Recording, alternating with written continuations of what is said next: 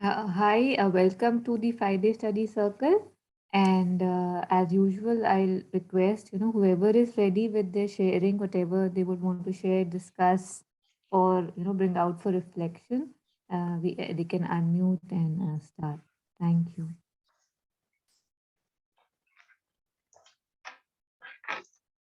This time, Captain can start. No, last time you are not there. Uh, Good evening, everybody. I was studying the synthesis of yoga. So, in this, the self-consecration. I think 2 weeks back we have discussed some of it actually. So, I was reading. I'll read it now. So, if you can, it starts with all yoga is in its nature a new birth.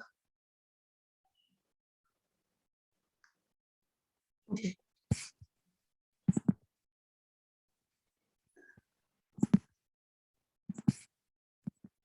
Yes, Yes, Captain. So, Santi, welcome. Yeah. all yoga. All yoga Yes. is in its nature a new birth.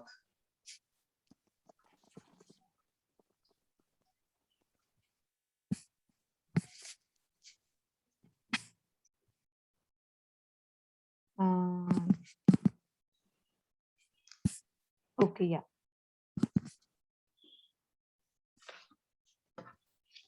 Yes, this is same page.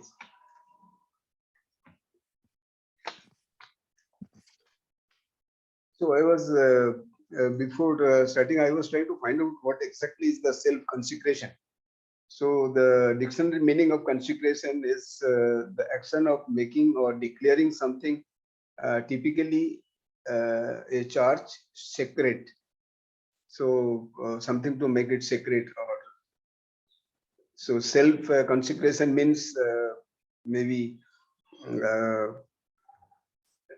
we have to purify or declare ourselves as sacred or something. That much only I could understand. So it starts like this: the all yoga is in its nature a new birth. It is a birth out of the ordinary, the mentalized material life of man into a higher spiritual consciousness and a greater and diviner being. No yoga can be successfully undertaken and followed unless there is a strong awakening to the necessity of the larger spiritual existence. The soul that is called to this deep and vast inward change may arrive in different ways to the initial departure. It may come to it by its own natural development, which has been leading it unconsciously towards the awakening. It may reach it through the influence of a religion or the attraction of a philosophy, or it may approach it by a slow illumination or leap to it by a sudden touch or shock. It may be pushed or led to it by the pressure of outward circumstances or by an inward necessity, by a single word that breaks the seals of the mind, or by long reflection, by the distant example of one who has trod the path, or by contact and daily influence. According to the nature and the circumstances, the call will come. So I was trying to understand the self-consecrations in that process. The first starting itself, it is said that all yoga is in its nature a new birth. That means we are taking birth anew, afresh. So we have been as a mentalized material life, and from that material life, as if we are taking a new birth again. So there are the terminology which is used, like mentalized is being aware of what is going on in our own minds and in the other people's minds. So this is the mentalized expression, and this awakening word is coming into existence or awareness. Like Swami Vivekananda said, Otho Jago. It is in Hindi also as well as Bengali also. Otho Jago. So we had been wondering what is this Otho Jago? Because if I'm sleeping, first I have to be awakened and then only I can get up. But here, even in Upanishad, actually he has taken this word from the Upanishad, Kathopanishad. The sloka is Uttishtata Jagrata Prappo Bara Nivedata Kshurasya Dhara Nishita Durtaya Durgang Pathastat Kavayo Badanti. So it says that it's arise and awake. Actually, in English, it says arise and awake. So arise means we are already there in the mentalized material life, and awake means we must know actually the awareness. So that was the actually meaning. But otherwise, to a person immediately we understand that Otho Jago, which is, I think he has done a mistake by saying this or something. But actually, it is the mentalized material life. From there, we to take a new birth. If I have already decided that I have to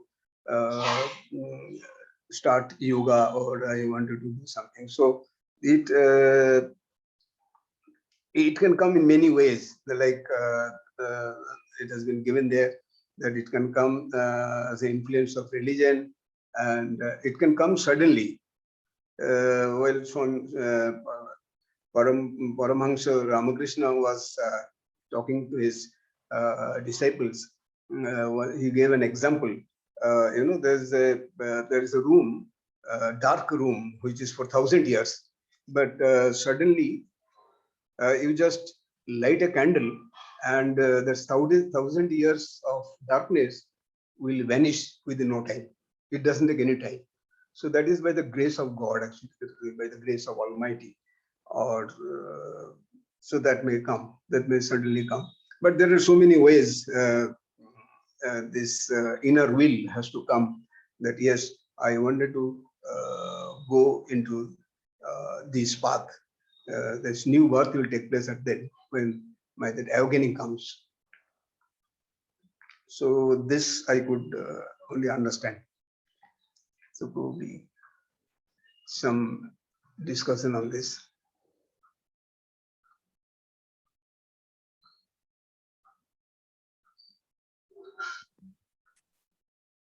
Very shortly, what came to me was, how in Vedantic school they talk about Dvija, I don't know how you pronounce it, like, the second birth, that how everybody first takes, the physical birth, and then you take a spiritual birth. So when you were sharing, that was coming to me that, and how they say that if you're not able to take the second birth, your first birth is like useless, right? Like I think that's what Monica, you say about the bee, right? Always just saying ke jago, ke this is very precious, this human birth, though, but not everybody reaches the state of with how do you pronounce it? मुझे पता नहीं है, D silent होता है कि No, I think द्विजय कहते हैं उसे, द्विजय, twice born. Twice born, हाँ. Yeah. So you're right, Sri Aurobindo, वो जो एक God's Labor poem है, there also there is this line, vistas of fruitless lives. So we were born, but we were not able to give birth to the Godhead within.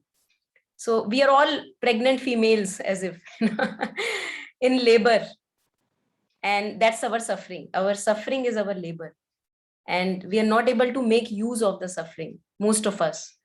And if grace happens, grace is always there. Actually, we are not ready at that, we take many lifetimes to get ready so that we become porous to the grace, able to receive it. And I think that's what we call patrata, that we become capable of receiving grace. It's not that it's not there, but I'm just lost somewhere else.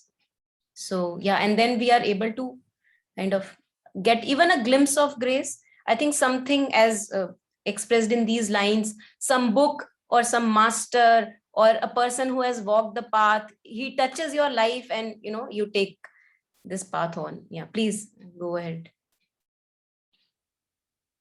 It's not directly related, maybe, but another very beautiful, I think, shloka once, I think from Ramayana, it is that, somebody's kind of in his longing crying to the Lord, and, he's saying, ki jo, my mother was not a good mother, she just gave me birth physically. She did not have the capability to actually give birth to me. So, like he was reaching out to Ram that, you are my savior and you have to give birth to me. Like Meri Ma Kuma, like, that word I remember.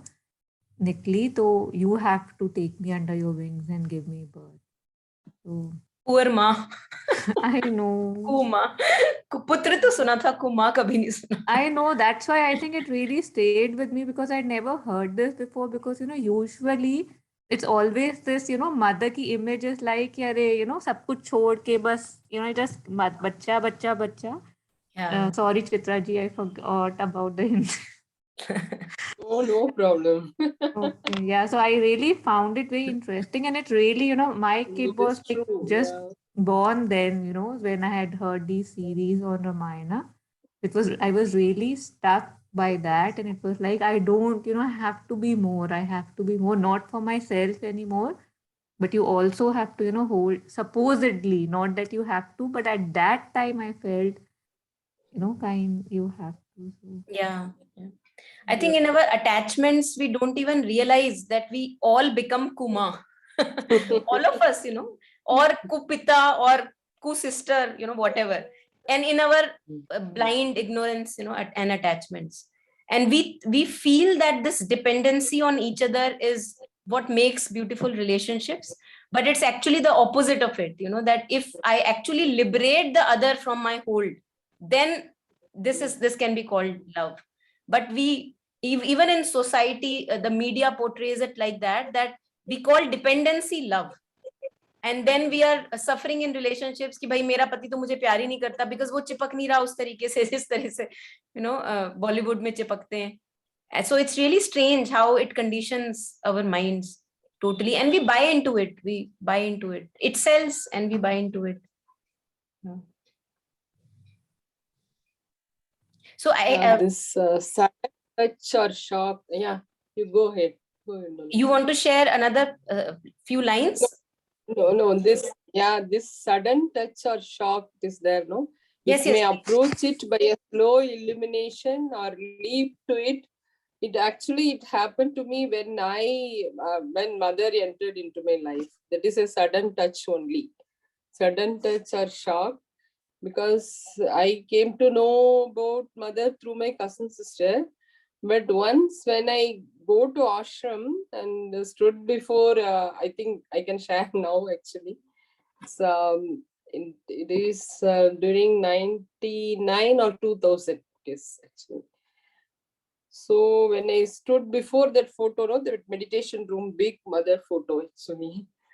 So it is a sudden thing. I received a great shock like that. I didn't know anything.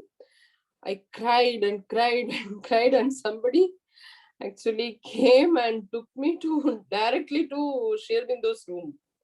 But I didn't know anything, the importance of Sri Aurobindo's room or mother's room.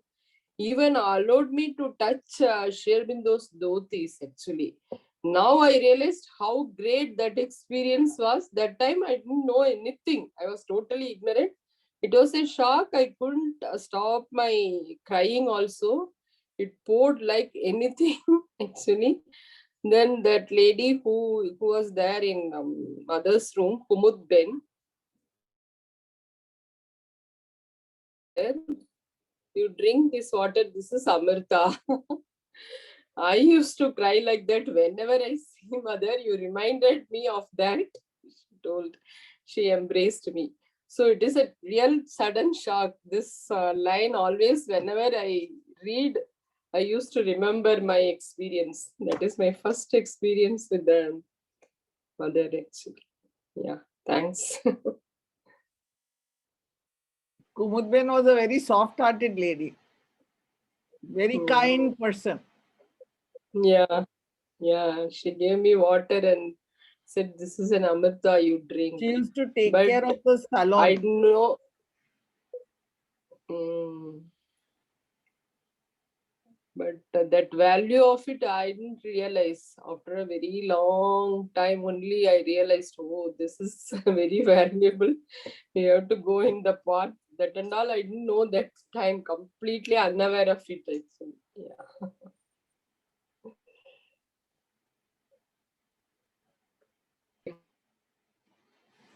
And also, this, so we don't have only this lifetime, we have been, so mother also shares that those of us who are connected to them, mother and Sri Aurobindo, in this life, it's a long preparation. We have been together for, she says, a lot of, and that's why this sudden recognition that yes, without even knowing it, just a sudden recognition that this is it, and then you set into a new path of life.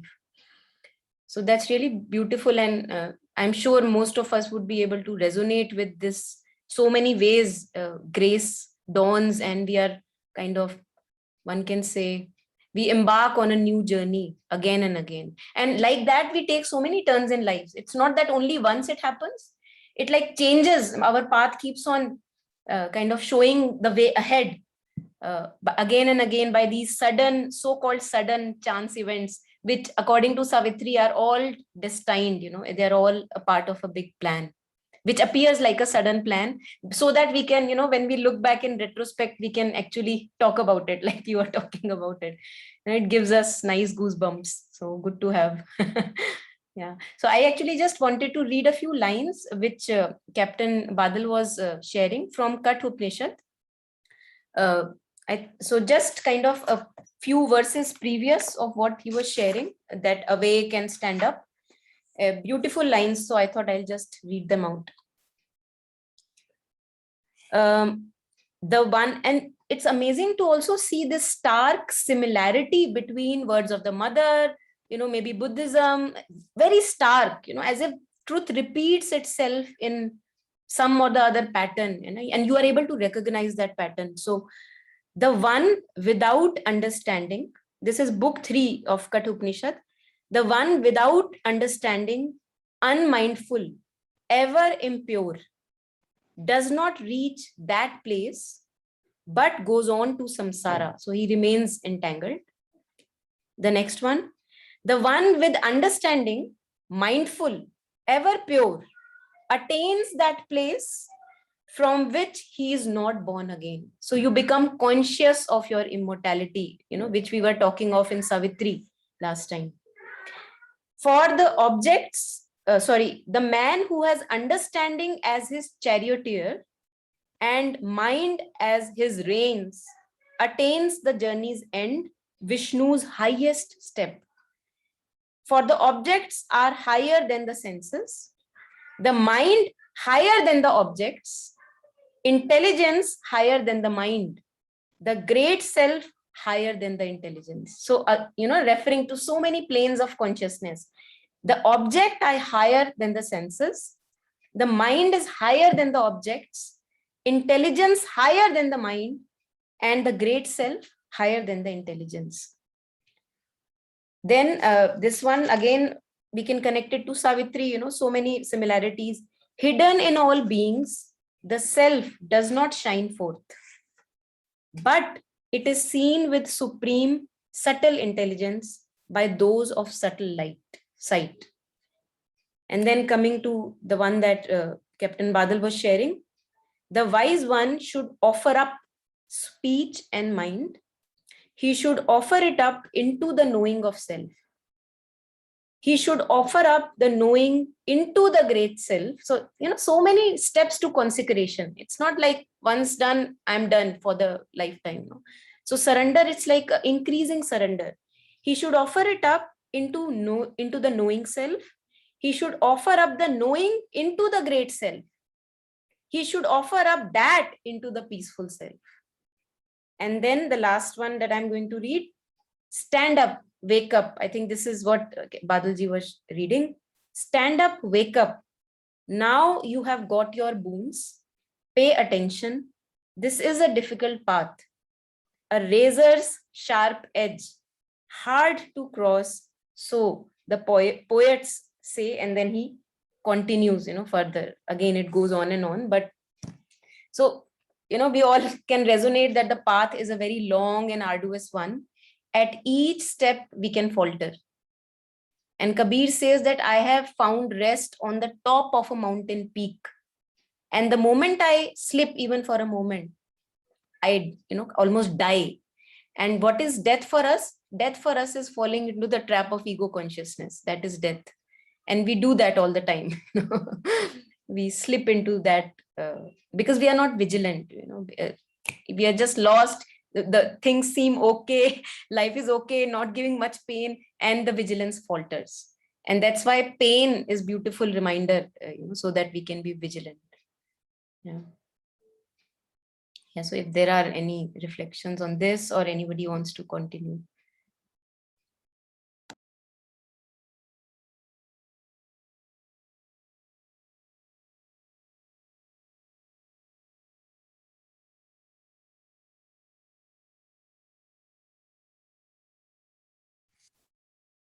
I had just, one visual to share. Like whenever I hear of self consecration that Badalji was saying, like I get this image of, like me as a Ahuti, kind like for me, like whenever I hear it, that's what like the ultimate would feel like, how you're right now. I'm offering so much of me, right? My movements, if I'm lucky to see them, because so many of them are in the undercurrents.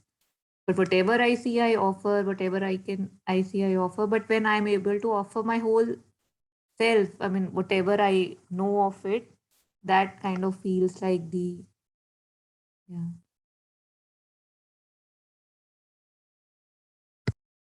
And this connects also, Taru, with the couplet, Kabir actually it belongs to Rahim, but for us it doesn't matter because the meaning is so powerful. चाह गई चिंता मिटी मनवा बेपरवाह जिनको कुछ नहीं चाहिए वो शान के Shah. So actually we are all born for this ahuti, that you're talking of. We are all born for that. But as if we don't want to give ourselves away. कि कुछ मिलेगा, ना दे के कुछ मिल जाएगा. But we know how much suffering we go through by not doing this consecration or ahuti. Yeah.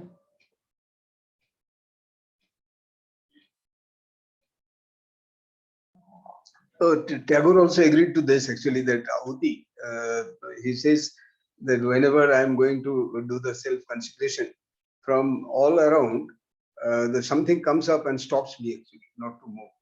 Means all sort of things which deviates the mind to the other side, so that comes. So in Bengali it is a তোমায় দিতে পূজার ডালি বেরিয়ে পড়ে সকল কালি. Means I wanted to offer you for the puja, there's something good, but there all the dirty in my mind, all the dirt which has been accumulated in my mind, that comes out. But actually I wanted to offer you the good things, actually the flowers, the things like that, but all sort of thoughts which are already embedded in me, so that comes out when I'm trying to offer. That also we should offer, no? Even the dirt also, that is also, mother always insisted upon that. Don't have a very good, appearance, and you be sincere in your offering. That is what expected, she used to tell. Yeah. That is the thing encouraging in the path. Even though we fall down, again we are rising up and offering, and again. It may take births, but really we can't go away from the path anymore. That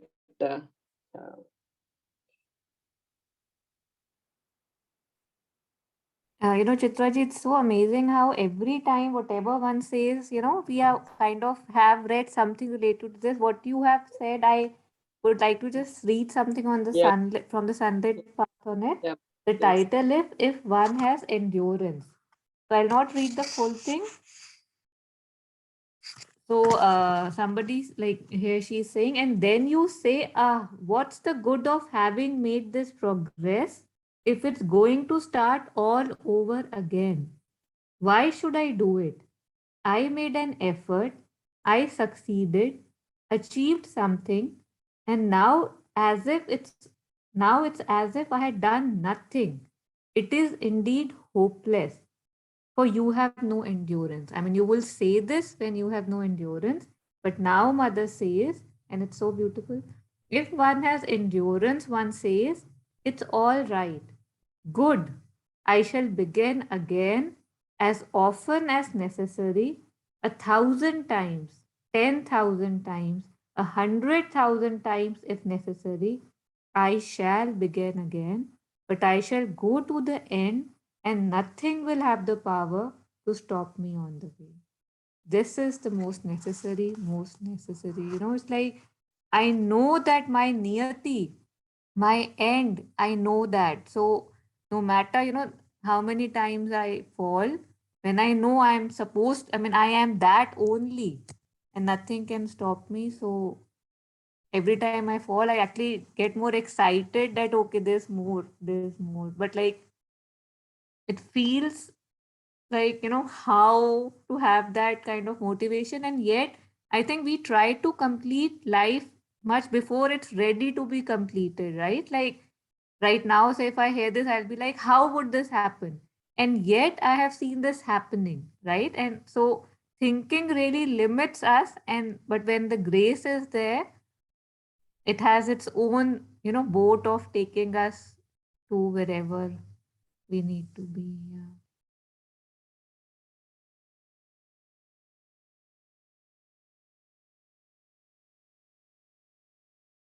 I think there is something in all of us which stands up again.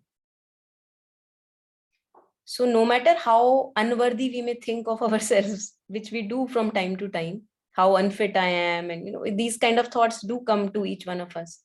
But there is something very, very powerful which we may not be conscious of, but unconsciously it works, through us, which stands up. I think that's what we call the power of human spirit. People have lost complete limbs, and yet they are so, alive, even more alive than ordinary people who have limbs. We have seen cases of that. And people who can't see but have so much of energy as an ordinary man with all the limbs and all the capacity of sight would not have. So something is there, and one may give it several names, but the name doesn't matter, which stands up again and again and goes on. And this is what I think is referred to the Surma spirit, the warrior spirit in Kabir's terminology. In Sri Aurobindo's literature, it comes out as the Aryan spirit. That yes, whatever is there, I will go on. So that's really very powerful. Even to, as you were reading, even to read about it gives you power. You may be going through a tough time and you say, okay, I have faltered, but let me rise up again. So again, we talk about walking on this path shamelessly. That it doesn't matter how many sins I may have done, how many times I may have stumbled from the path, and I know that, oh my God, so much of grace was showering on me, yet I stumbled, how shameful of me. But then you get up again. Something is very shameless and gets up again. It's Mother. She doesn't use hyperboles, right? And she's saying 100,000 times Yeah. you'll be able to do that, right? Like, if you have endurance. Yeah. And it also, shows me that how, for me, till a very large extent, mind plays a very important role, right? Like my mind, my understanding. But everything that I read, mostly everything shows me the limits. Like what example you were sharing, right? That somebody with so many disabilities is able to do this and this, and it's shocking, right? At times, you're not even able to see it because it's just like, how is this possible? So just again and again, somebody is trying to tell you that, like, bow your head, bow your head. Like, it's not the highest. It's like it belongs on the floor. Jyotsna ji is just smiling away to glory, not saying anything. Would you like to unmute and share, Jyotsna ji? No, I've had my share since 2:30, so I'm listening. Oh, okay. And also, she's totally immersed in synthesis of yoga nowadays, completely into it. Yeah, she's beautifully explaining in the reading group. She's guiding us very I'm nicely. metamorphosizing, But I was hard going to understand. I was going through the recording of 22nd, which I missed. In that, Jyotsna ji was giving the news. First of all, you have to discover who am I. So once we discover who am I think our strength will come back. Actually, throughout our life, we are not in a position to know actually who am I. If we get this answer to ourselves, I think then nothing is unachievable. Everything can be achieved in our life, whichever way or whichever path we adopt or accept. That will come. The light will come automatically. The grace will come. But somehow we are not in a position to recognize. Like Ramakrishna Paramahansa said, say, what is the aim of life? So it's a God realization. So people used to think God realization as if we have to close our eyes and we have to ask for God and God will appear. Say, now I have come, tell me what you want. That is not the God realization. God realization is that God is there within you and you realize yourself that. So that is the God realization. That will give that who am I? There's so many speakers in the YouTube had spoken about who am I. So it was said that the God is everywhere. God is everywhere, and not only the human being, in animals and plants and trees and whatever creation we are seeing, the God is there everywhere. So what has happened is, first of all, we have to realize that within me. First of all, if I can realize, then the problem will be over, or all these problems. So I was going through very carefully. Jyotsna ji was saying that about who am I? Like, so we have to discover. This is some sort of theme. Discussion was on this on 22nd.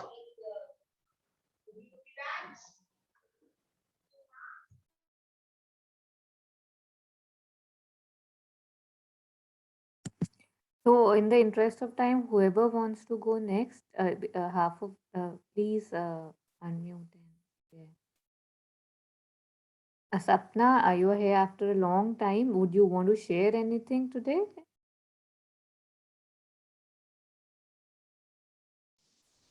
Hi. I actually don't have something I could share. I just finished work and I just thought I'm going to join in. Okay. Okay. Thank you. And if someone else has a reading, happy to share then. Thanks. Thank you. Okay. So Chitraji, would you like to go next? Actually, again, I'm also with the synthesis of yoga only. It is the chapter which I read first before even all these sessions started. Synthesis of yoga reading session. This one is, I'm attracted towards this chapter. That is why I took this, the release from the heart and the mind. In this, it is chapter 8. In this, as Captain shared, no, you are not the mind, you are not the Sri Aurobindo brought out minutely all the differences: desire mind, thought mind, emotional mind. But you are not that. He is concluding it, but I will read only the first paragraph today. But the ascending soul, and the page number 350.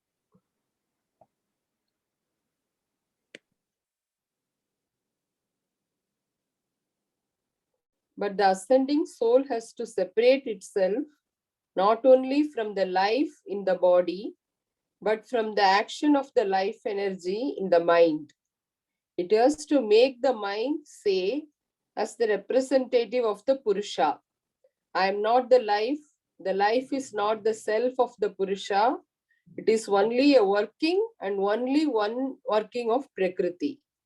The characteristics of life are action and movement, a reaching out to absorb and assimilate what is external to the individual, and a principle of satisfaction or dissatisfaction in what it seizes upon or what comes to it, which is associated with the all-pervading phenomena of attraction and repulsion. These three things are everywhere in nature. because life is everywhere in nature. But in us, mental beings, they are all given a mental value according to the mind, which perceives and accepts them. They take the form of action, of desire, and of liking and disliking, pleasure and pain.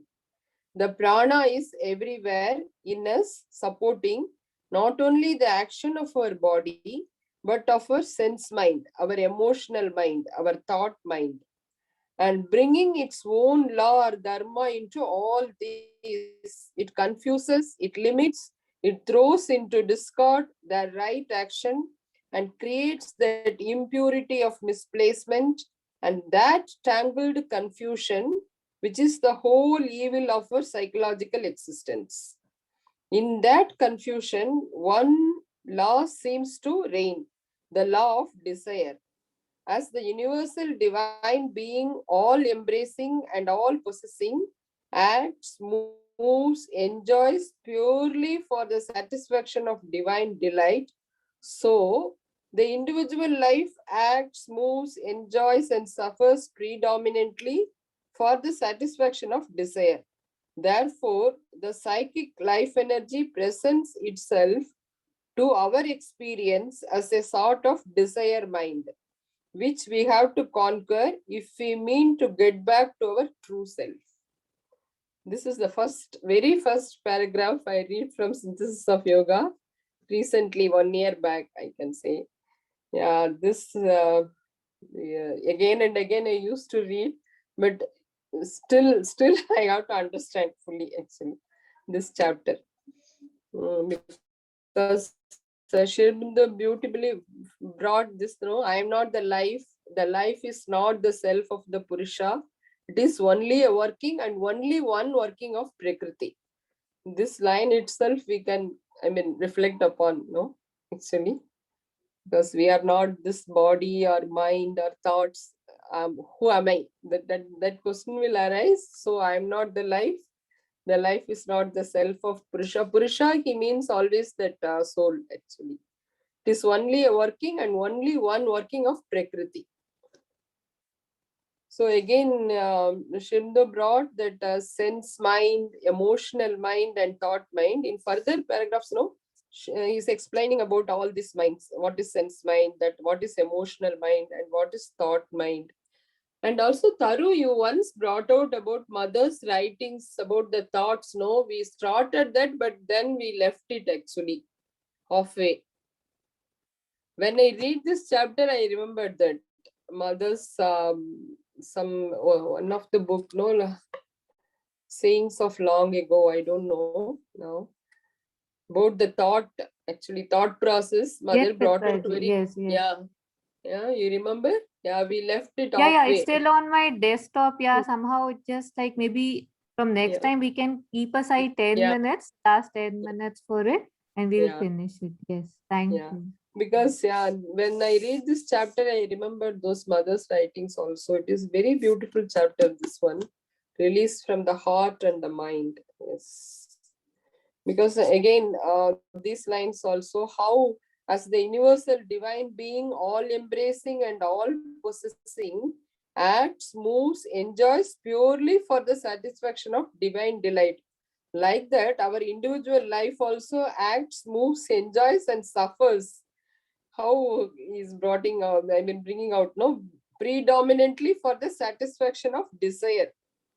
So it is for divine delight, but our life is for desire. Therefore, this psychic life energy, first we won't feel it. Only the desire mind we will feel it, it seems. Therefore, the psychic life energy presents itself to our experience as a sort of desire mind. That is the double soul in man, no? You used to brought out Sri Aurobindo always. The desire soul is first, we misunderstood it is our true soul, but it is a desire mind and desire soul. That psychic is deep inside. So which we have to conquer if we mean to get back to our true self. This is the paragraph I want to share today.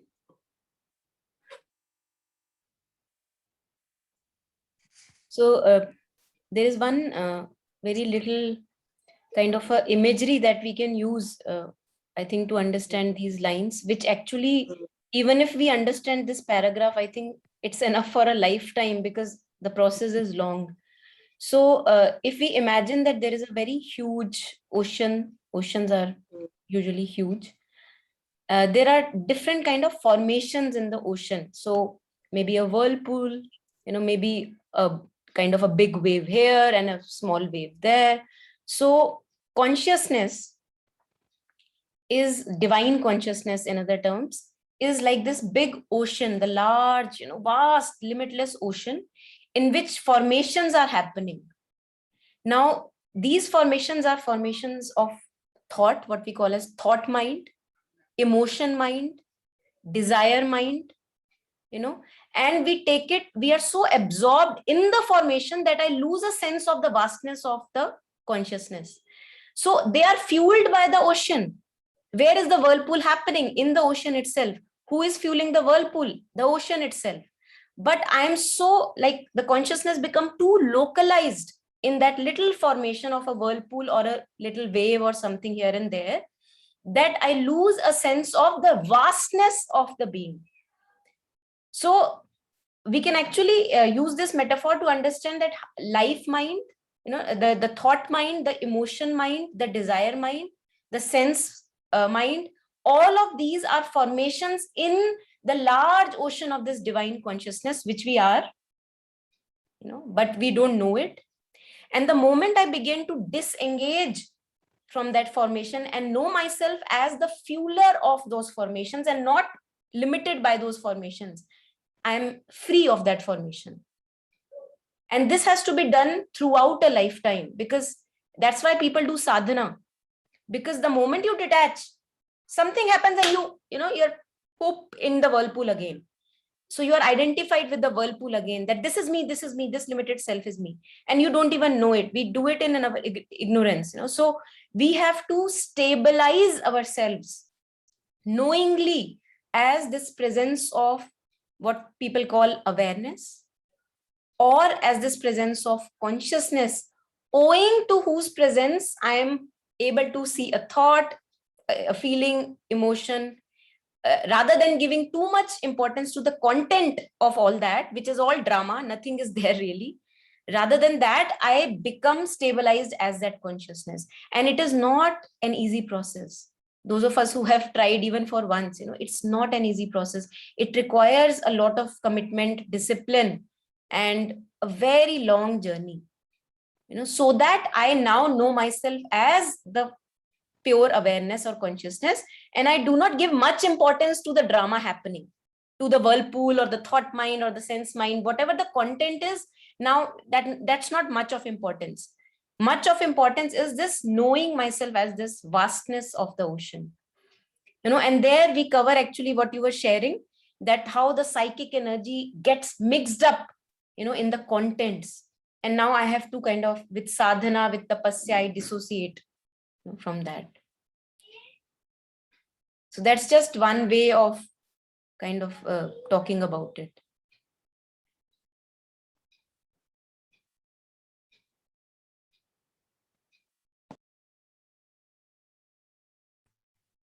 Monica, in continuation with this, like if you could also talk a bit about, how we misinterpret what being present is. Like, you're talking about awareness, right? But mostly we are not aware. But even when we think we are aware, we are still in the sidelines, right? Like actually being present, it's very, one feels one doesn't even know what it is, right? Like if one is honest, if you could just, yeah. Very shortly, one can talk about, again, can be talked about in various different ways. One way which is very appealing to me personally is, see, thought is movement. Thought is time. If I am in my thoughts, I am moving. If I'm identified with my thoughts, thoughts can come and go. But usually what we do is we identify with the thought that this is so important. Let me think about it. There we go. So there we go into the whirlpool again. So to me, it appears at the moment, that to be present would be knowingly taking a stance as awareness and not getting lost in the drama of thoughts. Because the moment I enter the domain of thought, I enter into the finite and the limited, and the something in time.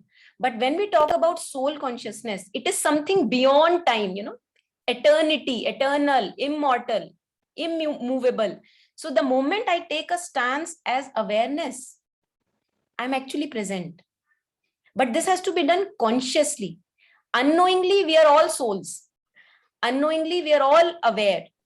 That's how I know a thought, because I'm aware of the thought.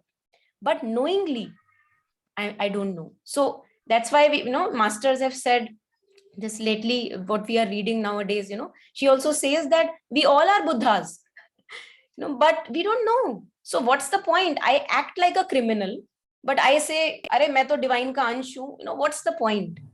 So I think that's what I would, at the moment, it appears like that.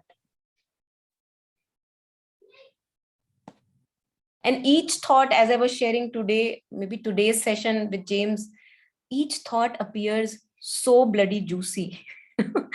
We don't want to leave it. As if कि कुछ मिलेगा वहां पे.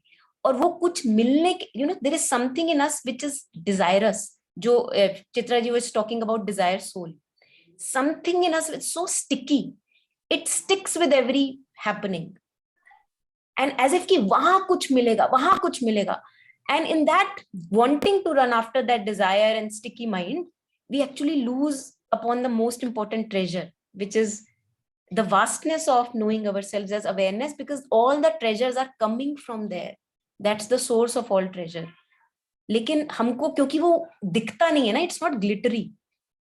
While the other person standing next to me is so glittery. That happening is so glittery. But this awareness, bloody who knows about this awareness? It's intangible. No glitter is there. So we miss it. And all of us have this gift, but I keep on missing it. And that's why tragedies, when tragedies happen, if tragedies are made good use of, it actually gives us a new life, because then I realize, oh my God, I am alive. Because otherwise you take the life for granted, अरे सभी चल रहे हैं तो मैं भी चल रही हूँ. But the moment something happens, as Chitra ji was sharing, some diagnosis happens and the doctor says, oh, thankfully everything is okay. So you say, oh my God, now I can take a breath, that, oh, but this already you had.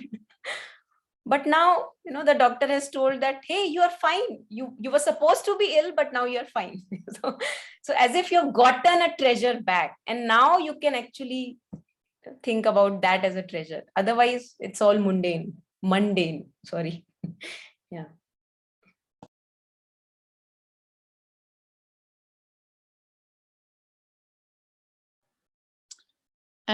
I wanted to add something to this. I was recently, like in the last couple of days, noticing that this presence, it has this compelling quality, which I also saw as synonymous with the deepest aspiration. And I had kind of lost touch with it recently, that it, it's so compelling. There's there's an attraction about it that is very quiet, and there's a depth to it that is somehow it has a strength then to overcome the glitteriness, what you were saying, Monica, about how thoughts or this person or this situation is so glittery. Exactly. And that's like this otherwise this vital habit to run in that direction. But then when I notice this being present, or the knowing has this, this incredible quality, and then if I follow it, it's like going deeper and deeper down some kind of rabbit hole, or going further back and down. That seemed to be a big key recently, that I was really grateful to get in touch again with that, and just how attractive that actually is, in a very, very quiet, softer, gentler way, yet so much more satisfying and so much more peace. Yeah. This reminds me, Taru was sharing a few days ago that where she is presently, there were, mountains, and, usually with the fog and all the clouds, as if they are not there, you don't sense them, you don't see them. But the moment the haze clears up, you see, oh my God, how can someone miss that? So that's what she was saying, that how can you miss this? And as Swapna was sharing, that it is so compelling, this presence, that when one is out of the fog, one actually thinks about it, that, oh my God, how could I keep on missing this all my life? How on earth the other thing appeared so glittery that I missed such a big mountain standing in front of me? So it's almost, I just kind of recollected that image when you were sharing. It has a compelling effect, absolutely. Yes, and in fact, I am finding that exactly, it's just like that. Like if the fog is cleared and there it is. Because I noticed yesterday I was having a conversation with a friend and we were saying how, in the conversation, how like if conflict comes up, a disagreement, especially with the closest, nearest, dearest, the ones we live with, family or friends, then in that conflict, even that conflict takes over. Like the glitteriness isn't just something positive. It can be something so negative that will distract. And then it seems so clear that the way to not get caught up in the conflict, to avoid it, or to at least stop it escalating, would be to follow this compelling nature of the presence, just to get quiet or leave the room, or at least stop talking, just so the conflict can't escalate. But we were both saying how if you get caught up with it, say, for example, your partner or your spouse, as soon as one gets caught up in the words going back and forth, or just the disagreement in whatever subject, that's the fog. Because then it immediately goes, even though you see it so clearly when you're in it, of like, well, the way to avoid the conflict is simply to be in presence, just to be quiet, to choose peace, to choose harmony.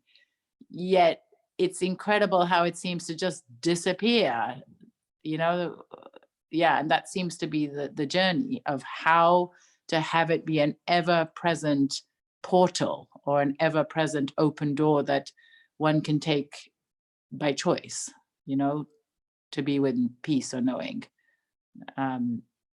Yeah, we didn't know how to do it other than talk about it when we were peaceful. And it's now to be lived out the next time perhaps the conflict arises with the people we live with.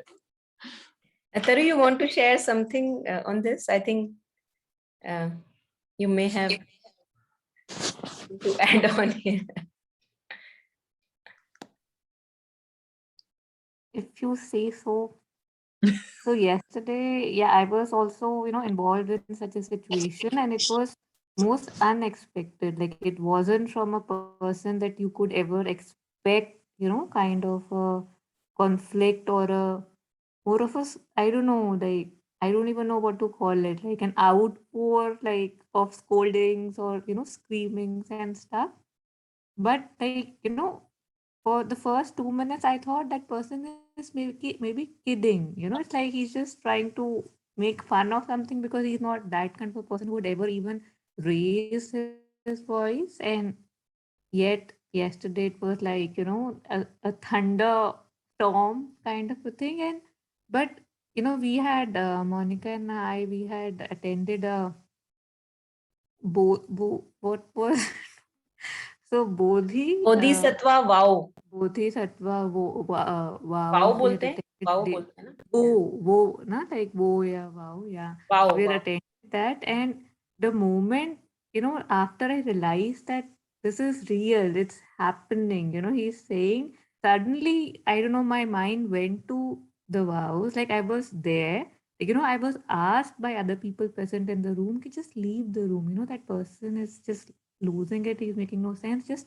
they were pulling me out. But I just sat there. I was like, he never says anything, and probably he's saying it for the first time in 10 years. Let it come out. And I sat there, but my mind was on the vows, like, let me be the bridge to cross the tunnel, for anybody who wants to cross the flood, kind of a thing. So those vows, like, the tree of magic and You stuff. want So to just read like, them? Today, after you, That- finish sharing No, this episode, not that I remembered all of them no, then, but whatever the essence of it was there with you, yeah, that's what yeah. helped, So Yeah, so I was just like, it's like it was as if I could see it so clearly that it's not about me, right? Like, okay, somebody has been moved and he wants to express something, maybe not the best way, of course, to express it, but let me not make it about me because it's not about me. I mean, I am the one it's coming at, but if he needs me as an instrument to feel lighter, that's a blessing in itself, right? So yeah, so the vows were that may I be a guard for those who need protection, a guide for those on the path, a boat, a raft, a bridge for those who wish to cross the flood. May I be a lamp in the darkness, a resting place for the weary, a healing medicine for all who are sick, a vase of plenty, a tree of miracles, and for the boundless multitudes of living beings, may I bring sustenance and awakening, enduring like the earth and sky until all beings are freed from sorrow and all are awakened. I mean, if this isn't beautiful, I don't know what is. But yeah, so it was just a very miraculous evening for me. I would want to say that to be able to actually do that most unexpectedly and just, kind of take myself away from there and yet sit there throughout. And yeah, so I don't know what was the, yeah, I think yeah, it resonated with what Swapna was just sharing. And oftentimes, we think that oh my God, there are so many obstacles on my path. There are so many difficult people around me. All of it goes through, such phases. But then it's important to realize that this is the path. This is the path. It's not that I keep on avoiding the challenges, saying that, oh my God, I have to make, the path for me ready or whatever. So there is no easy way. No one has had it easy ever, ever. And if we can, this is the power that is needed, that if daily life can be transformed. And I think this was a beautiful example. That's why I requested her to share, because what Swapna was sharing again was about conflict and, can you be in that presence? And that was a beautiful example of, yes, one can be stationed as that presence and not let anything touch you. Although it's not easier said than done, things may touch you, but it's not that you give it so much of importance. It's all, and one thing which Taru was sharing with me about this episode was that it's all unimportant. I think this gives you power, that you don't go into the drama of it. You don't go into the nitty gritties of it. कि उसने क्या बोला, अच्छा ये mean कर रहा होगा, अच्छा वो, it's all about him. So if we can actually stand aloof and apart, some station within we can gather, that is the ultimate test of our kindness, compassion, and patience. Otherwise, with easier people, all can be patient. But with difficult people, if I can have this tolerance and also compassion, I think what she was sharing was compassion, that poor fellow, he must not be in a nice place. Obviously, he wanted to bring something out. And as she shared, maybe not in the nicest way possible, but that's the only way he knew. So he did that. And if I can allow that to happen and not retaliate. So one thing which I was hearing and which really made a lot of sense, that if two people are arguing and they are arguing, one of them is not a yogi. So if we say two yogis have entered into an argument, one of them is not a yogi. If two scholars who have achieved a kind of a harmony, then one of them is not a scholar. So scholars always have difference of opinions. It's all, here, mind, and mind separates. But when we are in this yogic consciousness, which is not a separative consciousness, even if one person acts from there, the game changes. So that was very powerful, that if two yogis are arguing, one of them is not a yogi. And if two scholars have achieved a harmony, then one of them is not a scholar, one of them is a yogi probably. That's why agreement has been reached. So yeah. I think here is where your Sakshi Bhav comes in. Absolutely. Yeah. It is very much A dressed witness up in, attitude. yeah. And the Correct. moment you have that, you will get this sense of calmness. And it unnerves the person in front. It actually unnerves the person in front who doesn't understand why the hell is she not reacting. So the moment you go into that Sakshi Bhav, it works. And I think the other thing I also realized that we usually don't have goodwill for people. We don't Yeah. have it. You know, that, for example, if some conflict or, you know, argument happens, the automatic thoughts that come to us, the default thoughts, are about not wishing well for the other person. That, you know, how dare he, or insulting or rejecting, or maybe thinking of inferior of him. You know, usually this is a default pattern that comes. Yes. So what help this you know, Buddhist teachings give us is that even then you wish well, because, you know, as Taru was sharing, he taught him her compassion. He taught her that she had a strength within which maybe she was not aware of, and may he also know this strength. So the moment something unnerving or something like that is happening, and you notice this ripple about the other person, which is very sad ripple, it wishing ill will for the other person, you can immediately transform it. Yes. And the moment we transform it, we actually, you know, as you were talking about peace, it gives you your power back. It gives you your peace back, because आपको नहीं ill will करना उस बंदे के लिए, you know, that we are all one at the end. Comes back to awareness. The moment you develop that awareness, it's like a light shedding on you. The moment you develop that awareness, you become shant. And the moment you become shant, that shanti transmits. It will just go to radiate to the other person, and the person will definitely tone down and realize something. And even if he doesn't, you tone down and you've realized that you are capable of it, and you're capable of doing it more and more with time, or with more and more onslaughts. And so a kind of that witness attitude brings a kind of an equanimity in you till you really learn the meaning of equality. You actually start to learn. I am experimenting with myself, and day before yesterday, I tried to maintain a very, very calm witness attitude the entire day. There were few moments when I jumped a bit. I mean, I jumped inside, not externally, but there was some movement. But most of the day, knowing that I should be like this, I should try, it remained. It was tough, very tough, but it remained. So it is possible if we try. You know, 1 hour a day like that. I have read that continuation of, you remember we read consecration and offering, Taru? Yeah. Radhi will remember. Of that chapter, some of it is pending, and it's very interesting and very nice. So if we have time, then I can read. Yeah, why? You tell me what to type. I'll tell you the first question. They're very small paragraphs. Okay. Identification is the goal of yoga.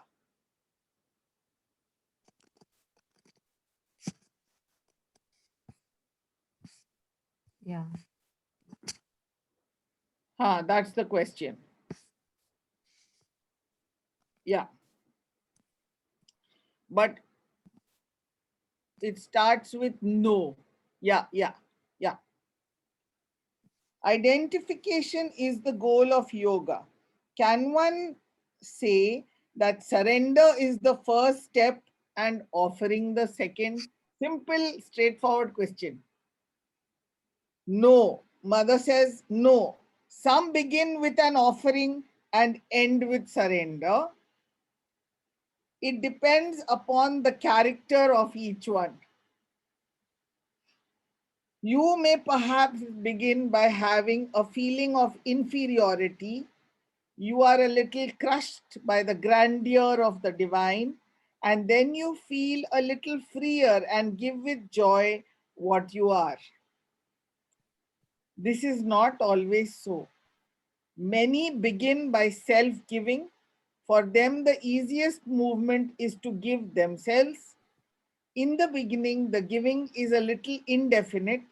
Then one has to make an effort at times to surrender in detail. You can give yourself with much enthusiasm, but when at every step you have to submit to the higher will, the thing becomes more difficult.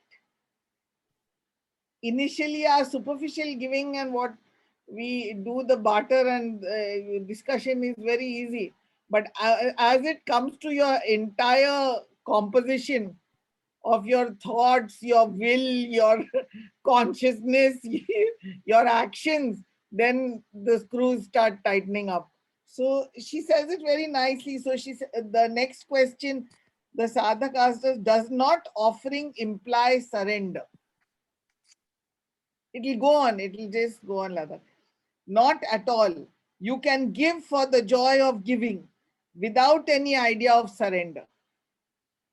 In a movement of enthusiasm, when you have glimpsed something infinitely higher than yourself, you can give yourself in an elan. But when it is a question of living that every minute, of surrendering oneself every minute to the higher will, and when every minute requires this surrender, it is more difficult. But if by offering you mean the integral offering of all your movements, all your activities, that is equivalent to surrender without implying it necessarily. But then it is no longer a movement made in enthusiasm. It is something which has to be realized in detail. One may say that any movement made in ardor and enthusiasm is relatively easy. That depends upon the intensity of the movement in you. But when it is a question of realizing one's aspiration every minute of one's life and in all its details, the enthusiasm recedes a little and one feels the difficulty. So beautiful, no? Then another person asks, is there an experience which proves that one is living in the presence of the divine? You know, we keep saying that we think it is possible, but whether it is. Jyotsna ji, I think we can instead take of, it yeah, next time. yeah, we can take that next time because it's a different topic. But before we end, if you could just speak a bit on what you have just read, like, what was it that stood out to you specifically For before we, me, yeah. you know, the difference between offering and surrender. Surrender is a moment to moment movement. It is every movement, every single thing you do, every act, every thought, every gesture, anything that is happening with you, that is surrender. Whereas offering is you offer, or even, you know, with all enthusiasm and elan, you give a lot at one go, and then the enthusiasm is bound to wane. Rather, it's like waves, where it is in full throttle and then it just comes down and ebbs, and then what is left is, you know, very little surrender, offering. But whereas surrender is a totally different movement. But mother says that if the offering is intense all the time with the same gusto, in the same enthusiasm, and remains constant, then automatically it takes the image of surrender. But surrender is an all-time movement. There is no lagging behind, there is no getting back, there is no slowing down, there is nothing. There is no dishonesty in surrender, I would say.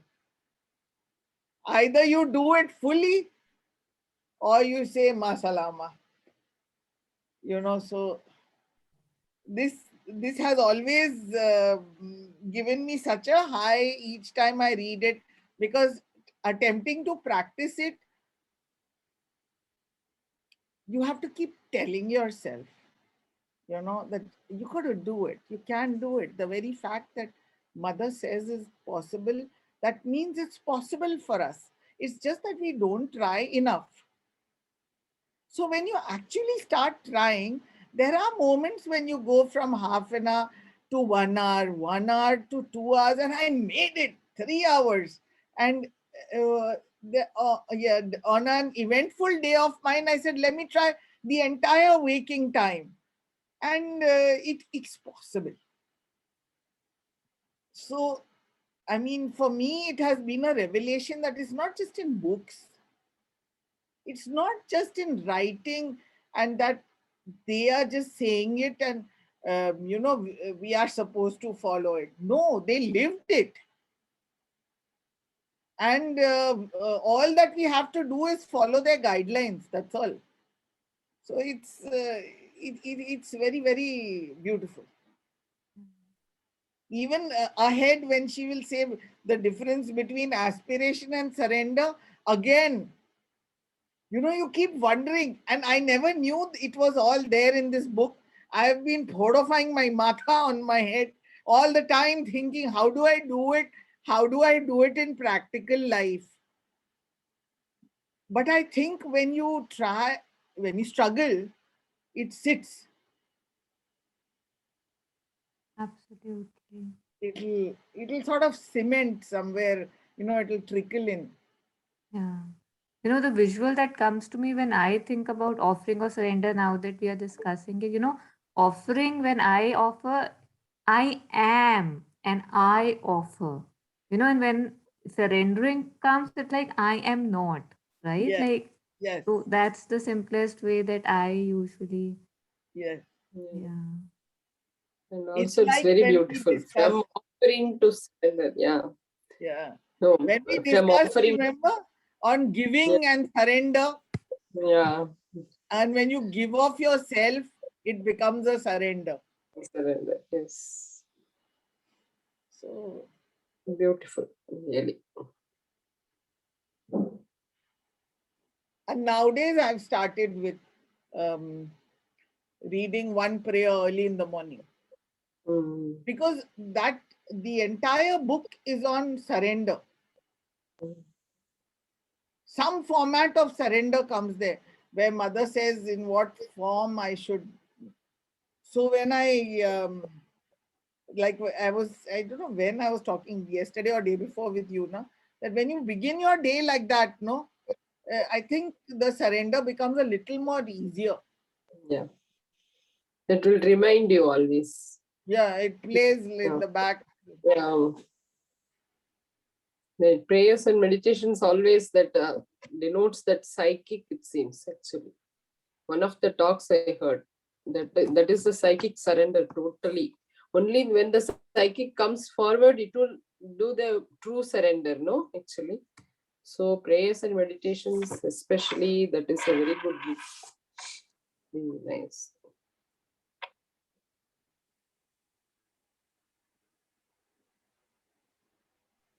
But our reading is going good, Taru. It's going full throttle. You should have been there. That's okay. I'm very happy with, I mean, I hear you. I love your enthusiasm and, like how fulfilled you're feeling. That fulfills me too. Yeah. Next Yeah. time I said you'll tell me and I'll join. Thank you. Jyoti. What you read also very beautiful today. I really remembered mother's prayers and meditation. It's all Somewhat the I could same, connect. like, yeah, it's Yeah. all the same. Yeah. It's like Yeah, prayer that and about, meditation also, it's all about this, right? Like me, yeah. like the instrument is Instrument, exactly yeah. the other thing they were Mhm. saying, right? Just gave it Yeah. beautiful names and visuals, but exactly the same. And yet, I don't know, words, the beauty of words also Mm, matters, yeah, right? Like yeah, it's more relatable. You're able to, so yeah. everything, it's like till there is nothing. Before that, everything you can, kind of take to You head. know, And there's also, a kind of a also in sense of satiety which comes. I'm sorry, what? Mm, What do you say? Josna ji, would you want to repeat that? There's a kind of a satiety which comes, mm. ऐसे लगता है कि I don't know how to say it in English, Chitra the, No problem. छाती भरी हुई है. It's always full. Yeah. So you don't hunger. Yeah. So it'll keep on accumulating. Like I was thinking, where was I all these years? These books were all in the library at home, years and years, 30 plus years. And used to open them, it would go bumper. Used to say, Sri Aurobindo gives you a bumper and he disappears. And I used to shut the book and I used to look at him and tell him, I can't reach you. And now he makes so much sense. It's like as if all those years you were walking to reach here, right? Like what all the Yeah, lives been very like. nice. Yeah. But I also realized one thing, Taru, which may go contrary to what others think. One need not read so much. Yeah. Agreed. You Yeah. need to feel Yeah, that it is, much. yeah, it is there. In Gita also it is there. Shabda Brahmadi Vartade. You go beyond words. Yeah, it is there. But somehow I have a feeling when we read it, we are not reading it actually, no? No, we drink Going it. inside. Hmm. Taru, suddenly one day arrives in your life where you suddenly start understanding. Hmm. You feel as if mother opened she gave you one danka with a hammer, opened your dhakkan, and she put understanding in you. So Savitri, which never made sense to me. I've read it twice. It never made sense to me. Now I read, oh, it makes sense. Then you read prayers and meditations. I was totally stumped, and when the classes were in the afternoon, I would be, sleeping. Now I'm like a pin. It works. I understand everything. I don't require help. It's as if it's coming and you swallow it like that. Synthesis is also working on us like that. Yeah, yeah. It Beautiful. has its mantric effect. Yeah, Yeah. really. And so much grace, and I hope it continues. I hope it continues. नहीं तो दूसरे दिन पता लगा ढक्कन ही बंद हो गया. Yeah. So, Yeah. so No, we'll we'll read end these the other two questions. We'll read next time. next time we'll start with that, and we'll keep 10 minutes in the end for thoughts. I'll time it like that. Yeah, Yeah. Yeah. Okay. because these are very nice. Okay, so I'll end the recording. Thank you so much, Chitra ji, Josna, Swapna, Captain, for joining us today. And hope to see all of us again next week. Thank you. Thank you. Thank you very much. Thank you, Next Captain.